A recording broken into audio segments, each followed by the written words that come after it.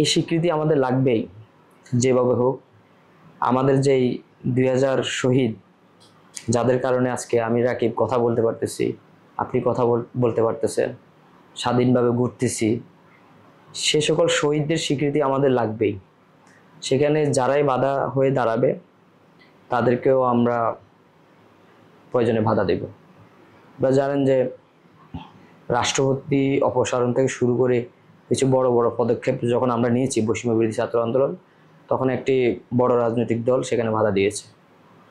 তো সর্বশেষ এই যে জুলাই বিপ্লবের স্বীকৃতি আমরা 31 ডিসেম্বর ঘোষণা দিয়েছিলাম, আমরা কিন্তু করেছি, কিন্তু স্বীকৃতি সর্বশেষ সরকার তার নিজ উদ্যোগে দেওয়ার উদ্যোগ নিয়েছিল। তো সেটার প্রতি সম্মান জানিয়ে সরকারকে আমরা সময় দিয়েছিলাম জানুয়ারি মাসের 15 তারিখ পর্যন্ত। সরকার আবারও সময় নিয়েছে, এখন ফেব্রুয়ারি মাসও শেষ, কিন্তু আমরা ভুলে যাই নাই। আমরা জুলাই কখনো ভুলবো না, কারণ জুলাই স্পিরিটকে নিয়ে আমরা বেঁচে আছি এবং আগামী বাংলাদেশ গড়ার জন্য আমাদেরকে জুলাই নিয়ে আগাতে হবে। ক্রেডিট নিয়ে একটা ভাগাভাগি থাকতে পারে, মানে এই গণ অভ্যুত্থানে কারা সামনে ছিল, কারা পিছনে ছিল, কাদের কি অবদান, সেটা নিয়ে একটা ভাগাভাগি বা কাদের কি অবস্থান হবে সেটা থাকার কারণেই এই স্বীকৃতিটা ফেসানো হয়েছিল। এবং রাজনৈতিক আরও কিছু বিষয় আছে, কিন্তু আমরা বৈষম্যবিরোধী ছাত্র আন্দোলনের নেতৃত্বে কিন্তু জুলাই বিপ্লব হয়েছিল।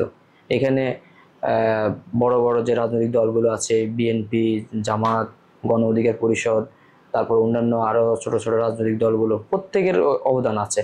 বিশেষ করে ছাত্র সংগঠনগুলোর মধ্যে ছাত্র দল, ছাত্র শিবির, ছাত্র অধিকার পরিষদ, এই ছাত্র সংগঠনগুলোর, তারপরে ছাত্র ইউনিয়ন, ছোট ছোট যত ছাত্র সংগঠন, সবার অবদান আছে। কিন্তু সবাই রাজপথে ভরসা করেছে একটি ব্যানারের উপর, সেটা হচ্ছে বৈষম্য বিরোধী ছাত্র আন্দোলন।